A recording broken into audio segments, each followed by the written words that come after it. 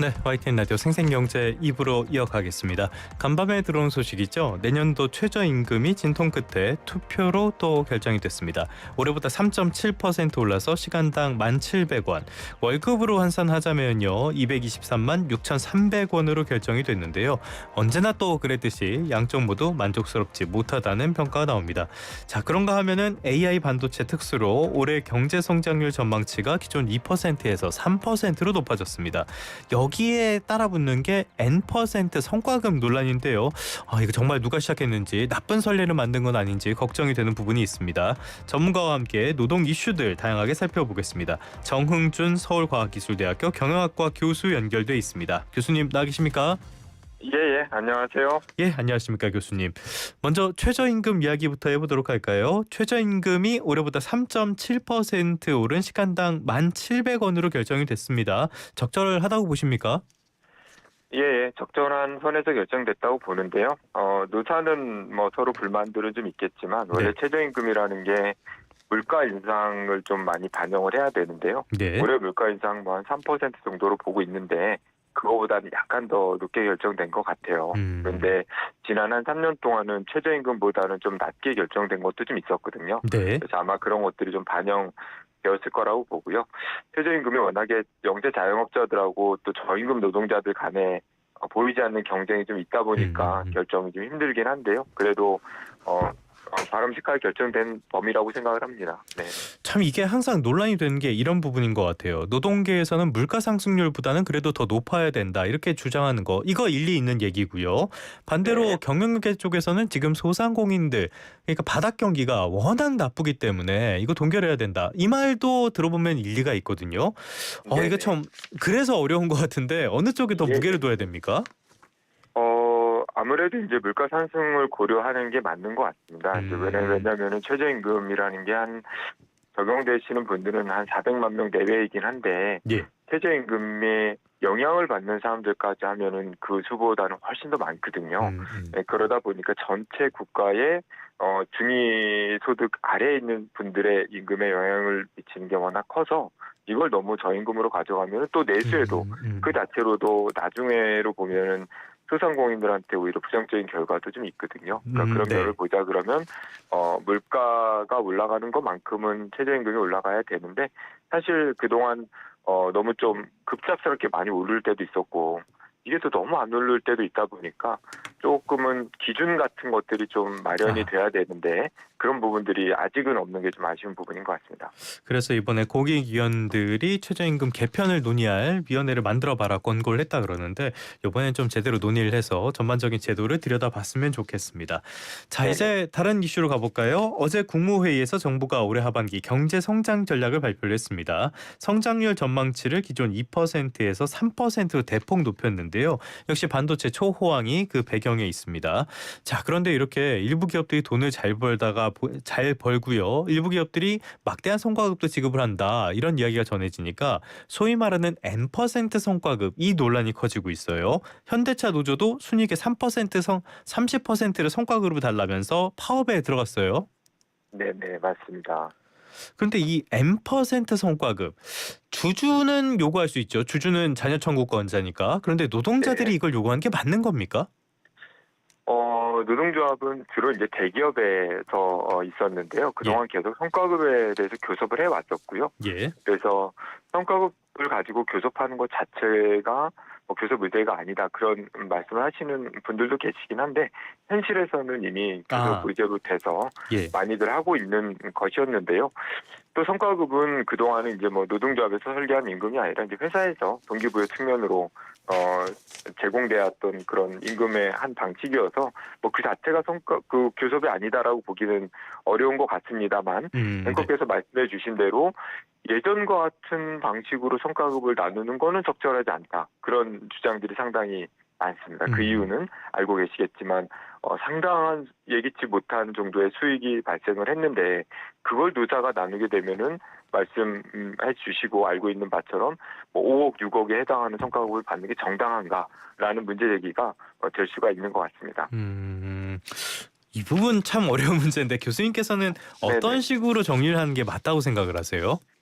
예, 우선은 첫 번째로는 기업이 높은 성과를 내는 것은 참 환영할 만한 일이고 저희가 이런 글로벌 기업을 양성하고 또 발전시켜 나가는 것은 굉장히 바람직한 일인데요. 예. 두 번째로 예전에 기대했던 수익이 영업이익 같은 경우에는 뭐 매출의 한 20%, 30% 수준이었는데 지금 60, 70, 심지어 뭐 80%까지도 가능한 상황이 되다 보니까 그 금액 자체가 엄청나게 우리의 예상을 뛰어넘는 수준이 돼서 이 부분에 대해서는 우선 첫 번째는 산업 발전을 위한 일정 정도의 금액으로 환류가 좀 될 필요가 있다라고 생각을 하는데요. 아, 네네. 거기에 대해서 노사정이 좀 더 고민을 해야 되는 영역이라고 봅니다.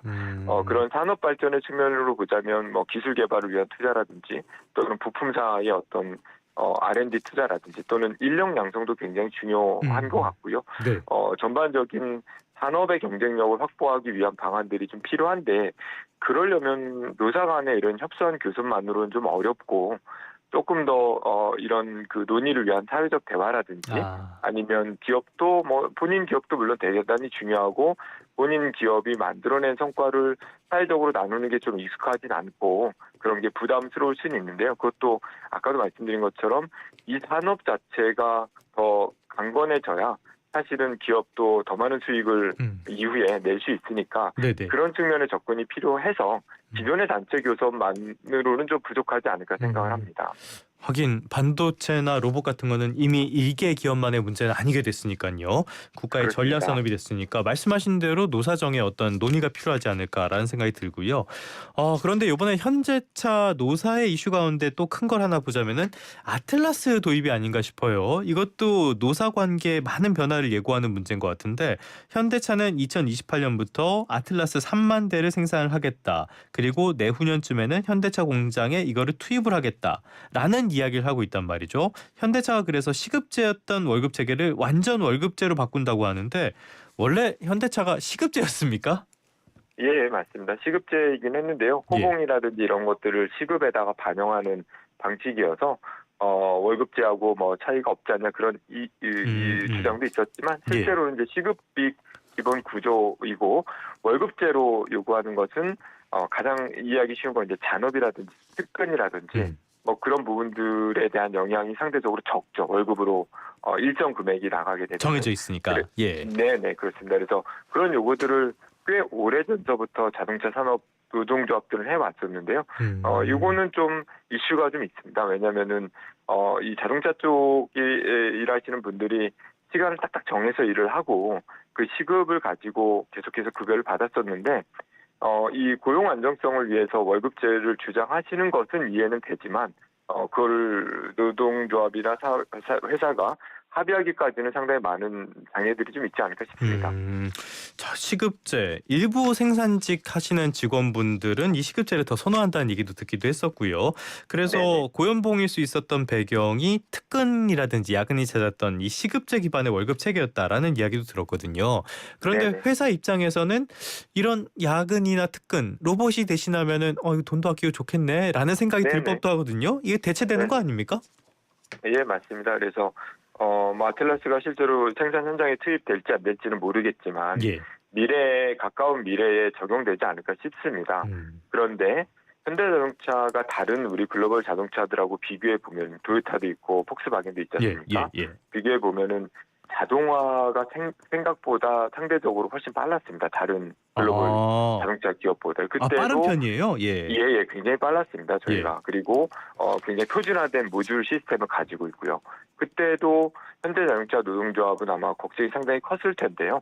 근데 결국에는 그런 생산 방식의 변화를 통해서 지금의 현대차가 글로벌 기업 안에 들어가고 또 경쟁력을 갖게 된 것이었는데요. 아틀라스라는 이런 새로운 방식의 로봇 생산 방식이 적용된다 그러면 불안감은 커지겠지만 이런 그 사회 변화라든지 기술 진보를 저희가 거슬릴 수는 없다고 봅니다. 그러면 생산성도 높이는 로봇 생산 방식도 도입을 해야 되지만 또 거기서 일하시고 계시는 노동자들의 고용 안정성도 무엇보다 중요하거든요. 그래서 이 두 가지가 꼭 반드시 대립되는 것은 아니기 때문에 단계적으로 도입을 하고 또 논의를 통해서 생산성을 높이는 만큼 사람이 조금 더 일을 적게 하고 대신에 그렇게 되면 이제 워라밸도 더 높아질 수가 있고, 다만 이제 임금 보장 정도는 좀 약화될 수가 있는데요. 뭐 그런 부분들에 대해서는 노사가 좀 더 논의를 해봐야 되지 않을까 싶습니다. 하긴 산업혁명 때 기계 다 때려 부쉈다고 해서 산업혁명의 속도가 늦어진 건 전혀 아니었으니까요. 그렇습니다. 잘 논의를 이어가야 될 것 같은데 지금 노조에서 이야기하는 거 현대차 노조에서 이야기하는 것 가운데 또 하나는 정년 연장도 있습니다.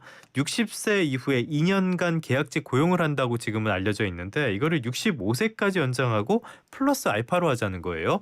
그러면 이게 네네. 첫 번째 문제가 될 법한 거는 노동 생산성에 문제가 생기지 않을까. 두 번째로는 새로 들어오는 젊은 친구들의 일자리를 뺏지 않을까. 이런 걱정이 저는 먼저 들거든요. 네네. 두 가지 다 맞는 말씀이고 우려가 되는 상황인데요. 첫 번째보다는 두 번째가 더 큰 것 같습니다. 네네. 우리가 노동 생산성이 걱정이 되긴 하지만 워낙에 요새는 이 건강하게 일할 수 있는 그런 환경이 좀 돼서 아, 조금 더 연장이 된다 할지라도 노동 생산성이 크게 떨어지진 않고, 아까도 말씀드린 대로 이미 현대자동차는 자동화 비율이 굉장히 높고 네. 일 자체 로드가 그렇게 엄청나게 높은 수준은 아니거든요. 음. 그러다 보니 생산성보다는 아마 우리 젊은 이 청년 분들이 일자리를 가져야 되고 현대차처럼 좋은 일자리에 취업을 해야 되는데, 네. 아마 정년 연장이 되면 그런 부분들이 영향을 받을 걸로 예상이 되고 이미 영향을 꽤 받고 있는 걸로도 알고 있는데요. 그렇죠. 예. 요 문제에만큼은 노사가 조금 더 그 양보를 좀 해야 되지 않을까 싶습니다. 그래서 정년 연장도 국가적으로도 논의를 하고 있는데요. 만약에 회사 차원으로도 노사가 물론 논의해서 정년을 뭐 1년, 2년 또 더 늘릴 수는 있겠으나, 네. 그런다 할지라도 원래 취업 그 신규 채용을 하려고 했던 그런 비율이 있을 텐데요. 그런 계획이 있을 텐데 네. 거기에 차질이 있으면 안 될 것 같습니다. 거의 차질을 주면서까지도 재고용을 하는 것은 전반적으로 우리 청년 일자리 굉장히 어렵고 청년 실업 문제, 고용 문제 굉장히 중요한데 개별 노사가 청년 일자리를 고려하지 않고 결정을 한다라고 한다면 사회적 책임 측면에서 보더라도 이슈가 되고 또 정당성도 부족하지 않나 생각을 합니다. 사회적 책임을 다하는 차원에서 어느 정도 서로 양보를 해야 된다. 자, 이 N% 성과급 화두는 삼성전자 노조가 던졌는데요. 이번에는 소위 말하는 서남권 반도체 클러스터 이걸 두고 나서 교섭 대상이다. 직원들의 84%는 반대한다. 이렇게 밝히고 있어요. 그런데 정부에서는 아니다. 이게 무슨 노사 합의 사항이냐 이렇게 이야기하고 있거든요. 어느 쪽 이야기가 네네. 맞는 겁니까? 아마 요거는 노동조합에서 조금 오해가 있을 수도 있는데요. 예.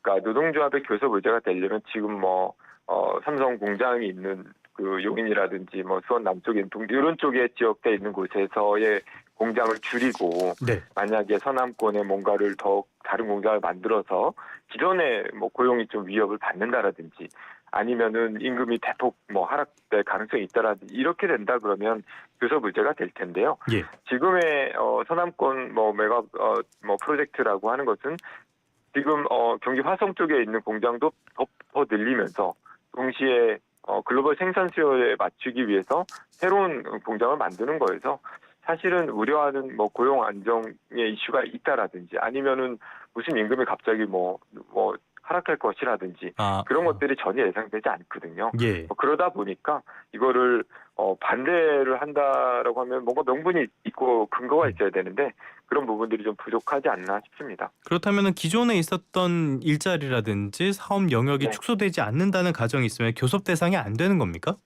그렇습니다. 원래는 경영상의 결정은 교섭 대상이 원래도 아니었는데요. 예. 최근에 아시겠지만 노란봉투법이라고 해서 네. 노조법 2, 3조가 개정이 되면서 교섭 의제가 좀 확장되긴 했습니다. 그래서 이 근로 조건에 상당한 영향이 미치는 의사결정이 경영진에 있다 그러면 네. 그런 부분들에 대해서는 교섭 의제가 될 수 있는데요. 지금의 삼성의 어떤 신규 공장을 서남권에 짓는 것은 좀 다른 사안이지 않나 싶습니다. 상당한 영향을 미친다가 너무 주관적이라서 이건 그렇습니다. 법률에 너무 좀 엉성하게 만들어 놓은 거 아닙니까 이거? 그렇긴 한데요. 상당한 영향이라는 건 기본적으로 구조조정을 우리가 아하. 생각하면 될 것 같은데요. 그런 구조조정의 상황들이 그동안 좀 많이 사실은 있었습니다. 네, 예. 그런 상황에서 노동조합이 이제 파업을 하거나 하게 되면 불법 파업이 돼서 또 다시 또 손해배상을 청구하게 되면 또 그게 또 엄청난 금액이어서 사회적으로 이슈가 되고 했었는데요. 네. 그런 부분을 좀 막고자 하는 취지였기 때문에 이 상당한 노동 조건이라고 한다면은 아까도 말씀드린 것처럼 고용이 불안정한 이런 인력 구조 조정에 대한 이슈로 보시면 되지 않을까 싶습니다. 알겠습니다. 세석이 좀 필요한 영역인 것 같고요. 자, 지금까지 살펴본 것처럼 이제 AI 시대를 맞아서 많은 산업, 노사 간의 입장 차이에도 간극이 점점 커지는 것 같아요. 삼성전자 노조가 이 M% 성과급 논란을 굉장히 키우게 됐는데요. 어제 고용노동부에서 주최한 토론회에도 다녀오셨다고요. 어떤 이야기도 오갔습니까? 어제의 토론회는 기술 발전이 우리 사회에 미치는 영향들에 대해서 살펴보면서요. 예. 특히나 제조업의 새로운 르네상스가 될 수도 있겠다라는 기대와 함께 그런데 이 막대한 수익에 대해서 어떻게 나누면 좋을지에 대한 이야기들이 다양하게 오갔고요. 그런 가운데 이제 저는 뭐 좀 특별한 어떤 목적을 두는 그런 추가적인 세금을 부여하는 방식도 제안을 드렸고 국가임금위원회 같은 제도적인 변화도 필요한 것이 아니냐라는 말씀도 좀 드리긴 했는데요. 예. 대체로 참석하신 분들의 의견은 전반적으로는 뭔가 새로운 분배의 어떤 방식들이 좀 필요한 거는 맞는 것 같다. 기업도 기업 사용자도 기업 울타리 밖으로 좀 나와서 산업 전체를 조망해야 되고 노동조합도 기존의 조합원의 이해를 대변하는 방식에서 좀 벗어나야 되지 않겠느냐. 그랬을 때 우리가 새로운 이런 질서 안에서 더 많은 경쟁력을 갖지 않겠느냐라는 이제 의견들이 많이 나왔었고요. 네. 뭐 그런 부분들에 대해서 구체적인 실현 방안은 사실은 뭐 토론회 한두 번으로 되기는 어렵기 때문에 좀 더 진지한 논의가 필요하고 특히나 기업들이 우려하고 있는 것처럼 기업이 만들어낸 성과를 왜 사회적으로 나눠야 되는지에 대한 네. 이런 대안들을 정부가 함께 좀 만들어줄 필요가 있다. 뭐 그런 의견도 경영계 쪽에서는 나오긴 했습니다. 교수님께서 제안하신 특별한 세금을 통한 어떤 배분 같은 것들, 이거는 어떤 걸 말씀하시는 겁니까? 기존에도 이제 법인세를 기업들이 내고 있고요. 네. 그 수준이 한 25% 정도 되니까 낮은 건 아닙니다. 그런데 기존에는 영업이익이 상대적으로 뭐 매출의 한 20-30% 수준이었기 때문에 법인세만 내는 것으로도 이제 충분했는데요. 그렇지 않고 이런 엄청난 규모의 수익이 발생을 한다 그러면 그런 부분들을 아까도 초반에 잠시 말씀을 드렸지만은 산업 발전을 위해서 좀 환류될 필요가 있고 그걸 위한 특별한 세금이 좀 필요하지 않나라는 건데 우리가 예를 들어서 재건축 같은 걸 하게 되면은 토가 이익에 대한 분담금 같은 것들이 좀 있는데요. 예. 한 20%까지가 있는데 여기는 뭐 이런 재건축처럼 이런 뭐 환경 변화에 따른 그런 수익은 아니니까 그렇게 볼 수는 없지만 말씀드린 대로 생각보다 예상을 초월하는 수익에 대해서는 이 산업의 경쟁력을 위해서 써야 되는데 그거는 기업이 결정하는 것보다는 사실은 정부가 추가적인 세금을 통해서 적절하게 자원을 투입하는 것이 더 많은 효과를 좀 가져오지 않을까라는 측면에서 특별 목적세를 제안을 한 바 있습니다. 알겠습니다. 뭐 사내 성과급 파티라면은 뭐 이게 사회 전반의 발전으로 이어지는 거 아닐 테니까요. 말씀하신 대로 많은 논의가 필요하지 않을까 싶습니다. 지금까지 네네. 정흥준 서울과학기술대학교 경영학과 교수와 함께했습니다. 오늘 말씀 고맙습니다. 네, 감사합니다.